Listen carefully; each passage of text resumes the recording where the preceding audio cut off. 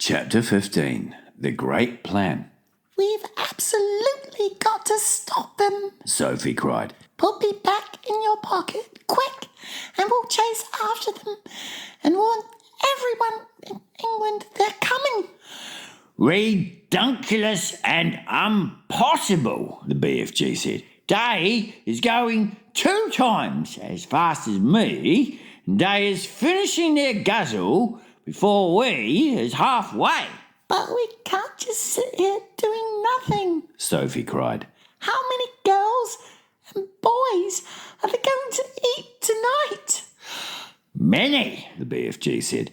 Your flesh lump eating giant alone has a most squackling, wopsy appetite.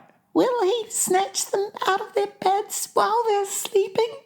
Like peas out of a puddle, the BFG said. I can't bear to think of it, Sophie cried. Then don't, the BFG said.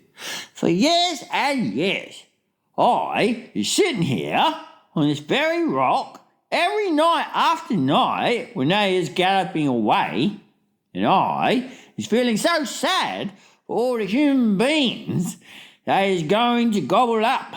But I has had to get used to it. There is nothing I can do. If I wasn't a titchy little runty giant, only 24 feet high, then I would be stopping them. But that is absolutely out of the window. Do you always know where they're going? Sophie asked. Always, The BFG said. every night they is yelling at me as they go bootling past. The other day they was yelling, "We're off to Mississippi and Missouri to guzzle them both." Disgusting. Sophie said. I hate them. She and the big friendly giant sat quietly side by side on the blue rock in the gathering dusk.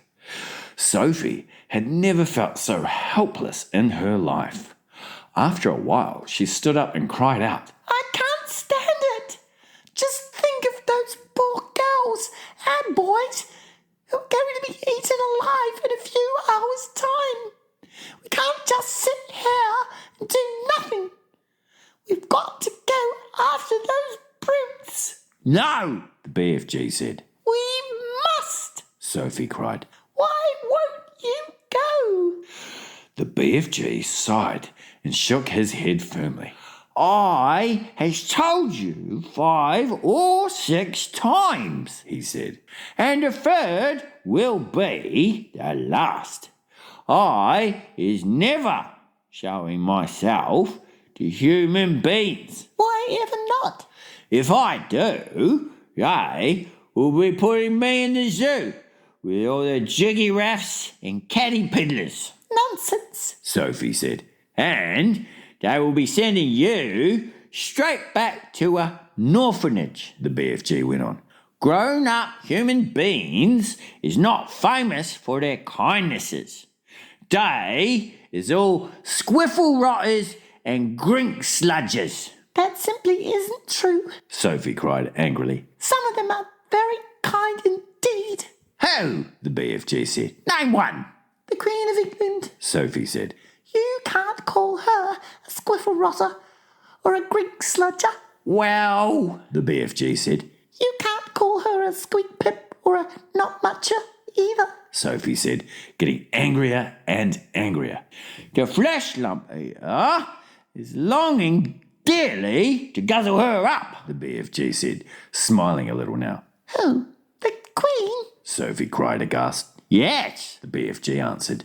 flesh lump eater says he is never eating a queen, and he thinks perhaps she has an especially scrumdiddlyumptious flavour. How dare he? Sophie cried. But flesh lump eater says there's too many soldiers around her palace, and he dursn't try it. He'd better not. Sophie said. He is also saying he would like very much to guzzle one of the soldiers in his pretty red suit, but he is worried about those big black furry hats they is wearing. He thinks they might be sticking in his throat. I hope he chokes, Sophie said. Flesh Lump here is a very careful giant, The BFG said. Sophie was silent for a few moments. Then suddenly, in a voice filled with excitement, she cried out, I've got it! By golly, I think I've got it! Got what? asked the BFG. The answer. Cried Sophie. We'll go to the Queen. It's a terrific idea. If I went and told the Queen about these disgusting man-eating giants, I'm sure she'd do something about it. The BFG looked down at her sadly and shook his head. She is never believing you, He said. never in a month of Mondays. I think she would. Never. The BFG said. It is sounding such a wonky, tall story. The Queen will be laughing and saying, "What awful rub squash." She would not. Of course she would. The BFG said. I has told you before that human beings is simply not believing in giants. Then it's up to us to find a way of making her believe in them. Sophie said. And how is you getting in to see the Queen anyway? The BFG asked. Now, hold on a sec. Sophie said. Just you hold on a sec, because I've got another idea. Your ideas is full of crog squabble. The BFG said. Not this one. Sophie said. You say that if we tell the Queen, she would never believe us. I is certain she wouldn't. The BFG said. But we aren't going to tell her. Sophie said excitedly. We don't have to tell her. We'll make her dream it. That is an even more froth-bungling suggestion. The BFG said. Dreams is lots of fun, but nobody is believing in dreams either. You is only believing in a dream while you is actually dreaming it. But as soon as you is waking up, you is saying, "Oh, thank goodness it was only a dream." Don't you worry about that part of it. Sophie said. I can fix that. Never can you fix it. The BFG said. I can. I swear I can.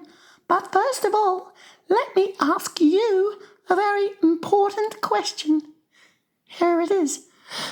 Can you make a person dream absolutely anything in the world? Anything you like. The BFG said proudly. If I said I wanted to dream that I was in a flying bathtub with silver wings, could you make me dream it? I could. The BFG said. But how? Sophie said. You obviously don't have exactly that dream in your collection. I do not. The BFG said. But I could soon be mixing it up. How could you mix it up?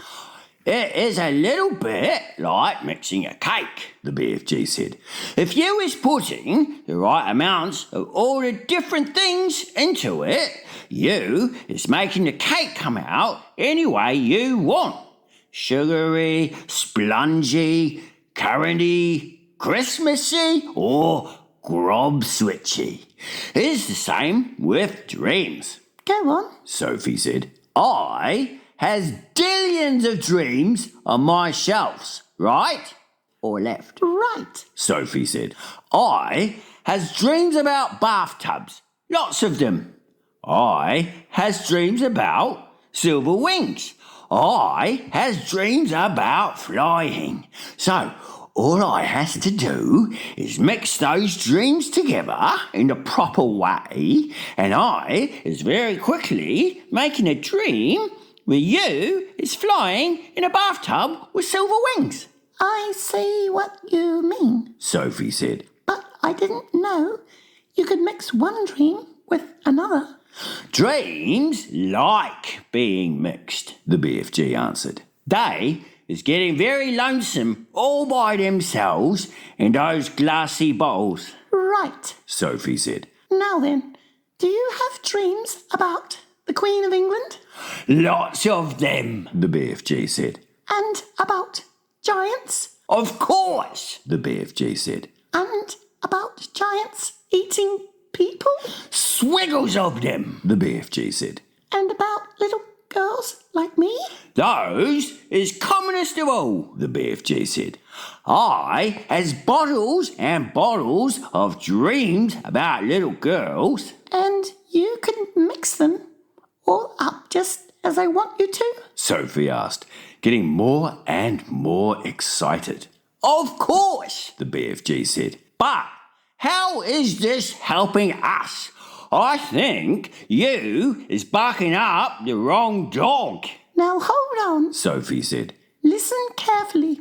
I want you to mix a dream which you will blow into the Queen of England's bedroom when she is asleep. And this is how it will go. Now, hang on a minute. The BFG said. How is I possibly going to get near enough to the Queen of England's bedroom to blow in my dream? You is talking dumpsily. I'll tell you that later. Sophie said. For the moment, please listen carefully. Here is the dream I want you to mix. Are you paying attention? Very close. The BFG said.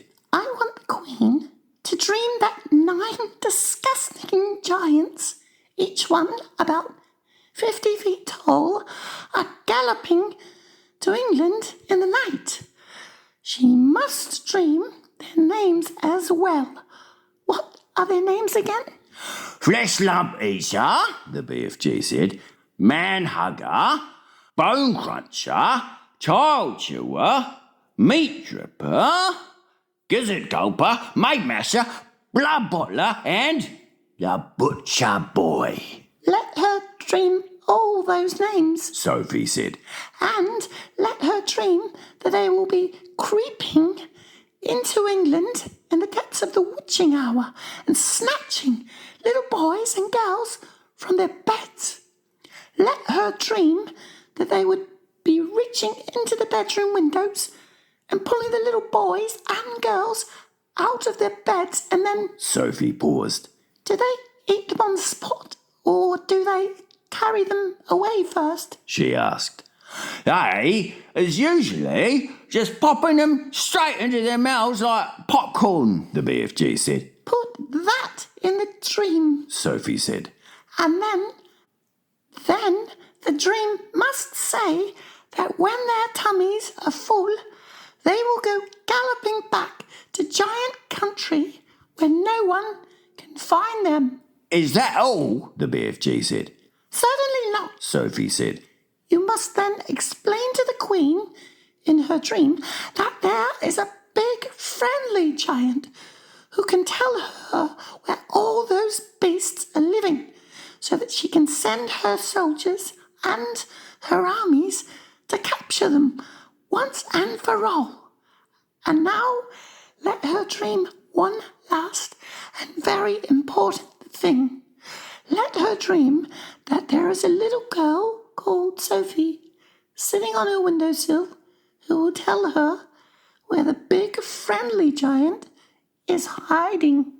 Where is he hiding? Asked the BFG. We'll come to that later. Sophie said. So the Queen dreams her dream, right? Right. The BFG said. Then she wakes up, and the first thing she thinks is, oh, what a horrid dream. I'm so glad it was only a dream. And then she looks up from her pillow, and what does she see? What does she see? The BFG asked. She sees a little girl called Sophie sitting on her windowsill, right there in real life, before her very eyes. How is you going to be sitting on the Queen's windowsill, may I beg? The BFG said. You are going to put me there. Sophie said. And That's the lovely part about it. If someone dreams that there is a little girl sitting on her windowsill and then she wakes up and sees that the little girl is really sitting there, that is a dream come true, is it not? I is beginning to see where you is driving to, the BFG said. If the Queen is knowing that part of her dream is true, then perhaps she is believing the rest of it is true as well. That's about it, Sophie said. but I shall have to convince her of that myself. You said you is wanting the dream to say there is a big friendly giant who is also going to talk to the Queen. Absolutely. Sophie said. You must. You are the only one who can tell her where to find the other giants.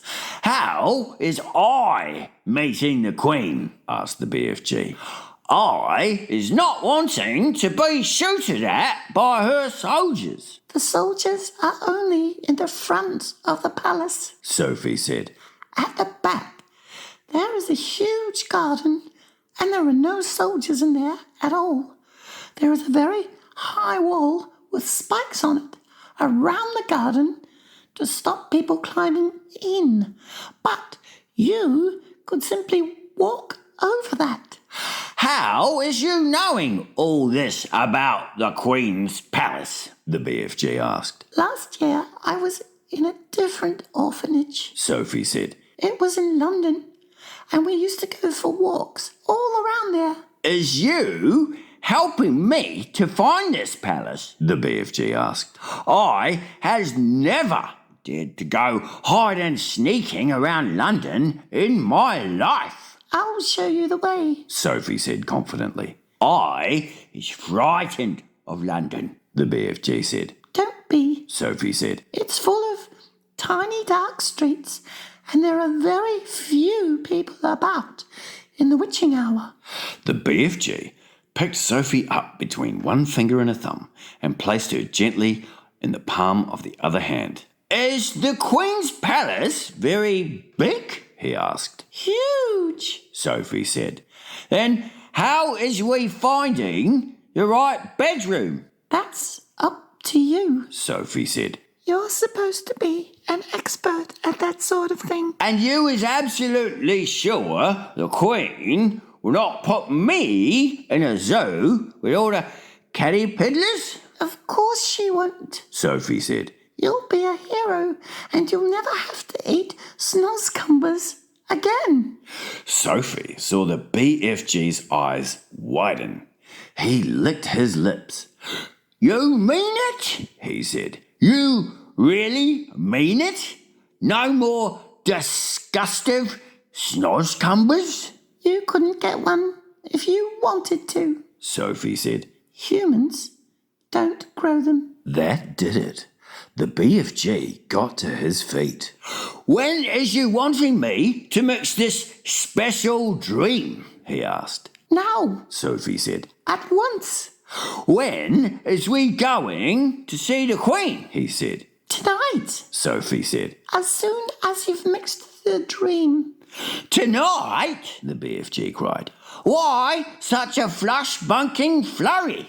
If we can't save tonight's children, we can anyway save tomorrow's. Sophie said. What is more, I'm getting famished. I haven't had a thing to eat for 24 hours.